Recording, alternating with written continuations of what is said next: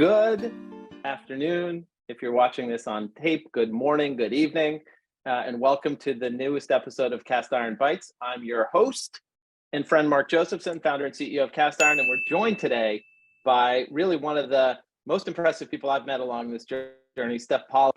Stef, I don't even know, you do so much. So how do you introduce yourself to the community here? I'm a baking entrepreneur, and I'm here to support the baking community in all different kinds of ways. In those ways include what? So many things. So I have my blog, Cupcake Project, where I have all kinds of amazing baking recipes that you can take. I'm most known for my cupcakes. So my chocolate cupcake and vanilla cupcake recipe are staples in all kinds of households and businesses. And then I have my Instagram feed where I'm sharing slices of life and I'm sharing baking stuff, all kinds of things. That's at Cupcake Project. I have the Bakefest, which is our virtual event for bakers. Got the shirt. And so that is a place to learn and grow and build your baking business and build your baking skills. We do that twice a year. And I have Baker Bosses, which is our membership group for bakers aspiring to grow businesses or who have businesses, where we can learn and grow together on a monthly basis. And I also have Build Digital Marketing, which is my business where I manage and create content for brands that are trying to grow on social media. So that's kind of a mouthful. Well, it is after I learned this all about you, because we came to know each other through the Bakefest. And then as we started to peel back the onion, and I learned how much you were doing, I was so impressed and so interested in learning more. So I want to ask you some questions and to learn about that and learn more about you. But I will say, let's just call out that you're offering a discount for our community members today for 1 month of Baker Bosses, which usually cost $25. So one month for $7. So that we'll make sure to put that offer in the chat and follow up with everybody. But that community looks really powerful and really wonderful. So thank you for giving that offer to our folks today. So how would you describe your superpower, Stef? Superpower. I would say, that's tough. I think creativity. I've always thought of myself as really a creative person. Growing up, people thought I was going to become a writer. And I think that being able to think outside the box and think of new ideas and be constantly innovating is really important in the business world. Yeah, I love that you mentioned creativity, because I think sometimes people conflate creativity or consider creativity only in the sense of like art or representation versus coming up with creative ideas, coming up with creative solutions to problems, coming up with creative businesses. So I love that. I love that the creativity is a superpower. So you have so much going on, so it seems, with all your description. So how do you balance all that? How do you organize your life in a way that lets you do all of the things that you do? I think the key is just what you said there, the word organized. I think being organized is what's key. Keeping a calendar and blocking off time for different things. So I know this time I'm going to be working on this business. This time I'm going to be exercising, taking time for myself. This time is family time. So having things kind of blocked out and knowing how I'm spending my days and keeping task lists and knowing what's coming up, all that organization is super important. Do you do that like in Google Calendar or pad of paper? Like, where do you do that, like tactically? Google Do you block your time? Google Calendar? Google Calendar, lots of different Google Calendars, actually. The shared family Google Calendar, a Google Calendar for each business. Yeah. So you're a power user of Google tools. I am. Do you teach that in Baker Bosses? How to do that? I showed it. I don't really talk about calendaring, but I mean, it is really important to kind of stay organized that way. Yeah, we should do something like that too. Maybe we'll do it together. Maybe hint, we might have an event coming together in January about how to have business success without the stress. Maybe we could do something like that as well. That'd be awesome. That'd be cool. I love it. Talk to me a little bit about having the courage, what drove you to become an entrepreneur and to be juggling all those different things? Like, and how did you get, it's there takes a certain amount of bravery, I think, and vulnerability to go do something like this and get shirts with your business name on it and promote it. Like, how did this come about for you, and how do you think about that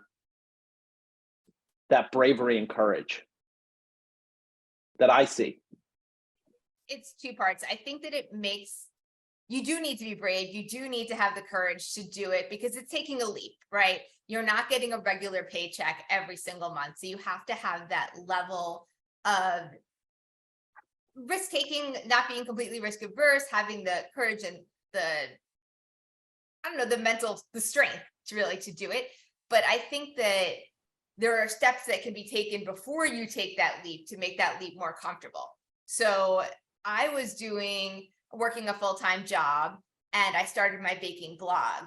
And I didn't leave that full-time job until I was really able to see that I was making enough money from the blog that it wasn't the same as my full-time job by any means. Like I really took a major pay cut, and that is scary and that is a risk, but I can see a trajectory. And part of that planning and part of that understanding and monitoring the data is huge.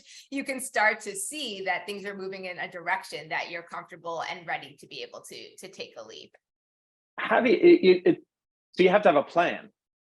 And it sounds like, I mean, did you always have the courage? Were you always, or were you never risk averse? Or was there a moment where, in a eureka moment, how does someone know when to find that and know when to take the leap? So hard to know when to take the leap. And, I think that truly it's not for everybody. Some people, maybe it's not your best choice because it is too scary going month to month to month without knowing.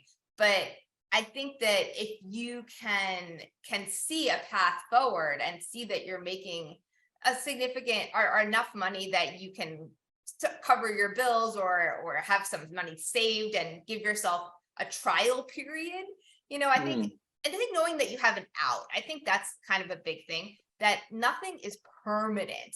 It's not like our grandparents. It used to be you get a job and you're in that job for life. Like we all know that now everybody is starting and leaving. And even if you're at a company, you could lose your job any day. It's not there. Yeah. So knowing that here's where I am now, I can take this leap. I can try it for 6 months because I have a cushion, or I'm going to be making enough that I can try this. And then you don't have to do it forever. Just see how it goes. I'll share, like, I wrestle with anxiety my whole life. So when you're talking, as you're talking about this, like my anxiety literally is going up. I can feel it, and like being anxious and nervous. But one of the things I've learned is that that's just feelings and about things that haven't happened yet. So when I start to get nervous and anxious about things, I often look and say, what's making me feel this way? And in this instance, it was literally like you talking about taking that leap, right? And I was having sympathetic anxiety.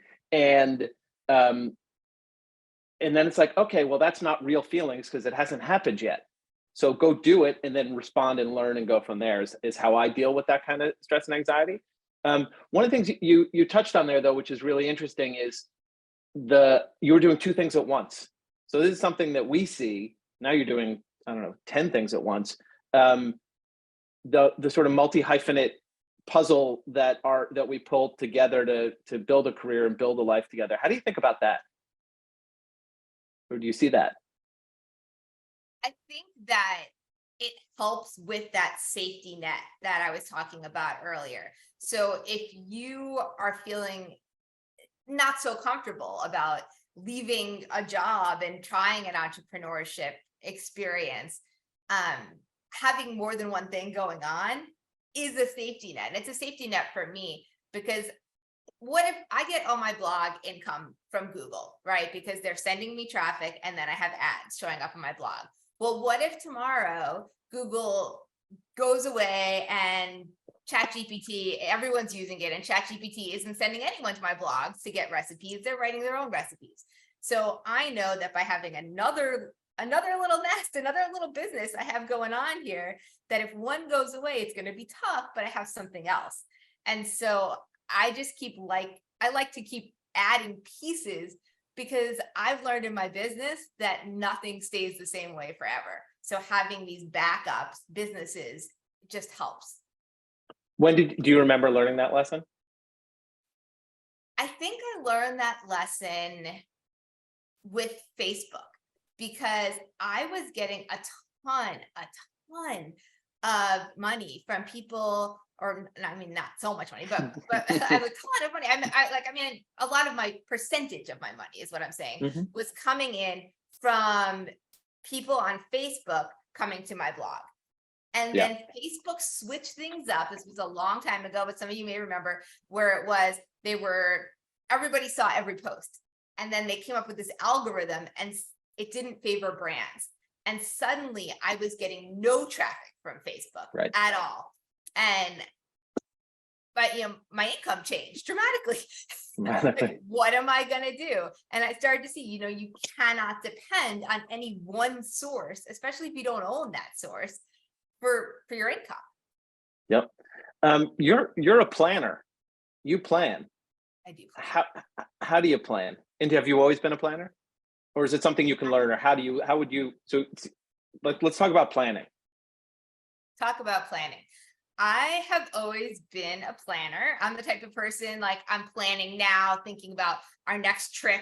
What am I doing on this trip? How is it going to go? So I like planning, but I think that, it doesn't come naturally, maybe for everybody. And it's important. And if it's not something that you can do well, I think that it's good to enlist help. And I think I'm going to turn the conversation from planning to the conversation about getting help, because I think that when you're doing any kind of business, that seeing the parts that you're good at and the parts that you're not good at is huge. Because if you can bring in people to assist with those parts that you're not good at, even though it might cost you a little bit of money, that can make a tremendous difference. And that thing for you might be planning. For me, it's not planning. But if that thing for you is planning, paying a coach or paying somebody to sit with you and help plan that might help you for years, because you invested in that. So where do you get help? Who helps you? So I hire contractors for all kinds of different things at this point. And I also hire my husband. So my husband has become a full-time employee of every one of my businesses, basically. Amazing. So he's a tremendous help for me, a lot on the tech side, but also on other sides as well. What advice would you have for people who are maybe not have a husband who is tech savvy, or hiring contractors? How might they get help? What are some ways, do you think? Again, what the need is. So identifying the parts of your business that you most need assistance with, or that are eating at your time. So for me, okay, for example, I consider myself a pretty good writer. Like I said at the beginning of the call, like I was thinking of even becoming a writer at one point, but I realized that writing every single email I had to write to send out to all my different businesses was a huge time suck. So this year I hired a copywriter, and that has been life-changing for me. And that's something I never thought that I would hire out. But I think finding people to help with these little tasks. And so if it's a little task that's like, maybe it's just cleaning your house. I know for a lot of people, like even getting someone to clean your house so that you have time to do your work can make a huge impact. So it doesn't have to be somebody who you're paying a fortune to. It could be someone you go on your community Facebook group and say, hey, does anyone have a teen who's really good at editing videos? Because I don't have time to do my social media, and see if you can pay someone to do that for you. I mean, whatever the task is, it could be small and it could be less money than you think. That's great advice, right? There are, I used to be that early adopter of technology that could do all the things that I wish I could do now, but now my 15-year-old son is editing videos on his phone and sending them out like insanely high quality. One of the things that I noticed about the businesses you're building, particularly at the Bakefest, and well, Baker Bosses too, is community. You're like an expert community builder. People really do like belong to what you're doing. Is that on purpose? And how do you think about community and the importance of community? Because I think that could be a huge way to get help as well. I agree. I think community is everything, Mm, everything in life. Like it is so important to me in my personal and professional life. Like personally, I host parties, I host gatherings, I get together with friends all the time, and I prioritize it super high in my life because I what think color is that on your Google Calendar? that's on the family shared calendar. Okay, good. Yes. Very, very important. Like during the pandemic, I was the one who hosted calls on Zoom literally twice a week for a year for my friends so that we would stay in touch. Because Yeah. I think that building community in and outside of your business will change your life. If you don't feel alone in your world of friends, it will help you mentally, which will help you grow and feel more confident and comfortable. And in your business, talking to anyone, whether they're in a baking business or any entrepreneur or any Yes. business person, will help you to network and think of things that you have never ever thought of and build partnerships you never would have thought of. So it's super important. I'm going to ask you for some tips on how to build community, but I'm going to share a couple of experiences that I've had. In that, I get so focused as an entrepreneur on what is on my keyboard and screen in front of me, but it never fails. Is anytime I pull back and talk to people, talk to partners like you, talk to customers, talk to our community, talk to the woman who runs the farm stand down the road from my house. Right, I learn so much more. I also am lucky enough to have a group of peers, a peer group that of 4 other early stage software company CEOs that we can talk to about this thing. And that's one of the things I've always thought about building in our community. And I'll give a shout out to the kitchen, which is a free community for anyone to join, but also for the Baker Bosses community that we have an offer for a $7 1-month trial for the community you build. That, like, I've always wanted to build cohorts of people to just talk about the things that nobody else, you can't talk to anybody else about. So like, I'm blessed to have an incredibly supportive wife who's helped me my whole career, and everything. My whole life is better because of her. And there's some things that, like, she's not going to be particularly helpful with. I have investors, I have employees, and I have customers, and I have partners, but like, I don't have anyone else to sometimes say, hey, I don't necessarily know what I'm doing here, right? Like, how would you handle this kind of thing? So what's your experience with building your business community, and what kind of advice might you have for folks who are looking to do that as well? So one thing that I thought about when we started planning Bakefest for the first time is that it was so important to me that community be built into the event. So when we do Bakefest, it's not just a set of classes. We have networking times, and people can go to these virtual tables and connect. And what I find, and it's always surprises me, is that not that many people take advantage of it. And I think there's, we talked about fear of leaping into a business. I think there's also a lot of fear in talking to strangers and Yes. putting yourself out there. It's scary. You don't know these people. You don't know what to say to them. And I think that the people that do go to these networking times and take advantage of it, it's wildly beneficial to them. They're because they have direct contact at our event to all of our speakers to sit there and talk to them and pick their brains. And that's valuable, right? So I think whenever you have these networking opportunities that are thrown at you, take advantage, take that time, think of some questions in advance if you want, like, what would you want to know from this particular person, and ask.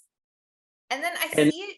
Oh, sorry. I was No, go just gonna ahead. say in Baker Bosses, I see it, I get a lot of feedback from people who are the most active in that group about how valuable it is to them, because that is a community where we're building it over months and months with the same people. So they're getting to know each other. They're talking outside of the group. They're sharing their business struggles. And really, you get out of community what you put into it. And it's the same with anything, but with community too, like you give and you receive and you have to be present for it. So what we always recommend is literally block community into the calendar, Shocker. otherwise you're not going to go, you're not going to take part in the community. It's there, it's an app on your phone, you may not look at it, but say every Monday I'm going to check in at this time and respond to stuff and be a part of it, and that then you'll get more out of it. That's great advice. I agree. I'm all in on community. I think that we just moved to a new part of the world, or part of the state anyway, and we don't really know anybody here. We came here, and so I'm looking for ways to build that personal community, and I know what to do, and it's like, you know what to do, but it's like having the courage to do it. I need to invite some people for a dinner, right? I know how to do that, and I just need to get over the hump. And on the business side, the thought of giving value and being present and answering questions that other people might have, or having the courage to ask a question, I think is huge, and underrated as a skill. Stef, what has surprised you most on this entrepreneurial journey? Or what's something that surprised you that you weren't expecting, or that you would not, like, if you told yourself a few years ago that this was going to be the case, you would be surprised? I guess I'm still thinking along the lines of community because we were just talking about it. So I think that one thing that has surprised me is the importance of actually meeting someone versus emailing them. Meeting them or doing a video chat. When I first started, this was a long time ago, when I first started with Cupcake Project, and I was trying to get some brands to sponsor me as a blogger. And I would send out all of these emails, and most people didn't respond. Like, I could not get people to write me back. I couldn't gain any traction. And then I went to this trade show, and I met this person who I'd emailed like 10 times and never heard back. And I said, well, what do I need to do in order to work with you? Like, what are you looking for? And she's like, oh, well, you've done it. You just needed to meet me. I just needed to see you and know that you were a real person. And I was like, oh, okay. And Yeah. I really started to learn the importance of actually having conversations. And now with my business, what I've changed my whole model is that I try to take anyone that emails, I try to take it to a phone call or a Zoom call on anything. And that actually having that connection transformed my business. That is so helpful, and I'm taking notes because I want to do this stuff for me too. And I think that, like, if I'm an entrepreneur starting a baking business or a home food business, there's so much value in here about actually putting yourself out there.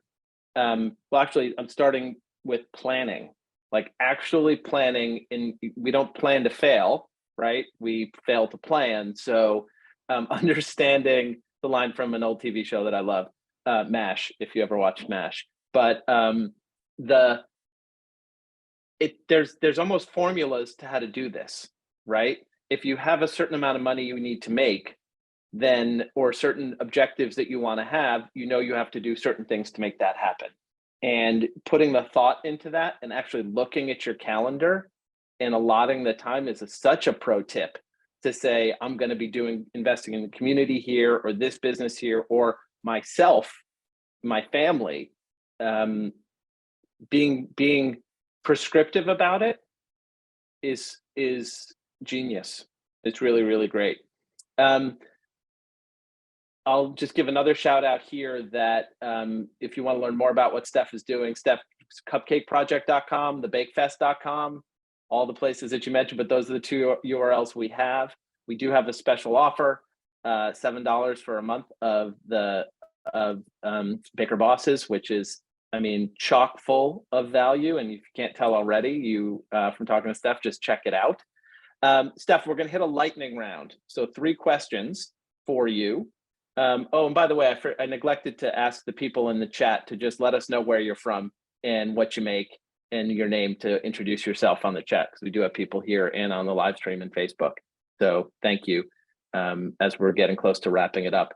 And maybe a link to your website, your Instagram, your cast iron shop, whatever you have, so we can all follow and like each other. Steph, lightning round. Are you ready? Right. I did not I'm prep ready. you for this. Let's do it. Okay, great. What's the favorite meal you've ever had? Where were you? What'd you eat? Who was there? What was the experience? Fast answer to that. Favorite meal I ever had. I'm like a sucker for family meals. I just love when the whole family is gathered around. I'm talking like extended family at holidays and stuff. Yep. And I love like a Thanksgiving. And Yeah, me too. like, I love the sweet potatoes and all the sides, all the carbs.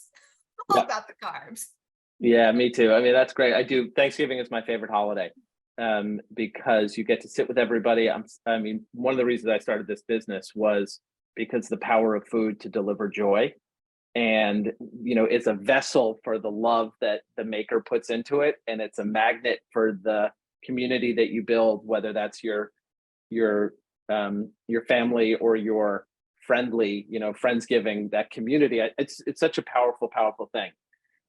Next question. What is the best piece of advice you've ever been given?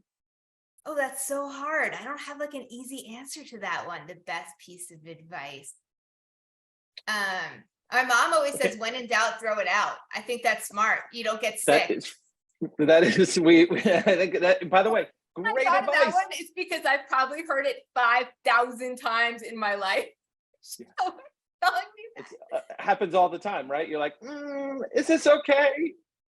No, throw it away.